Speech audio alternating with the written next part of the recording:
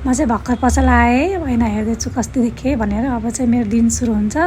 उहाँ चाहिँ मेरो भगवान्जी, यो चाहिँ मैले फुल टिपेर ल्याएको भगवान्जीलाई। उहाँ चाहिँ मेरो पहिलो क्लाइन्ट, आजको पहिलो क्लाइन्ट हुन्छ मेरो। अनि यहाँको अर्कोको पनि टेरिङ गर्दै, म्यामको पनि। त्यसपछि चाहिँ मैले खाना खाएँ, आलु दाल भात मजाले। यति मिठो भइरहेको थियो, ओ माई गड। चाहिँ खाएँ। त्यसपछि फेरि मेरो अर्को क्लाइन्ट थेरिङ गर्ने आउनुभयो। उहाँले चाहिँ फेस वास पनि लिएर जानुभयो एउटा। उहाँसँगै आएको साथीले पनि म थेरिङ गरेर जान्छु भन्नुभयो। उहाँलाई पनि मन पऱ्यो थेरिङ, उहाँ पनि गर्नुभयो। त्यसपछि फेरि मेरो अर्को क्लाइन्ट आउनुभयो, बिएनडीको मोइस्चराइजर सनब्लक।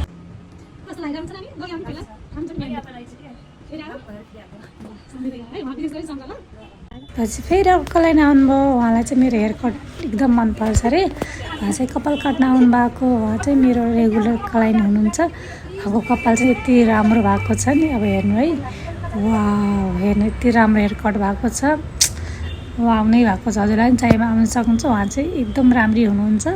उहाँको फेस चाहिँ यो हो, हेर्नु गाइस। यति राम्रो हेयर कट मानिरहेको थियो, एकदम खुसी हुनुहुन्थ्यो ऐनामा हेरिरहनु भएको थियो गाइस। हजुर पनि एकदम राम्री हुनुहुन्छ है गाइस, सोचेको भन्दा पनि राम्री हुनुहुन्छ उहाँ चाहिँ।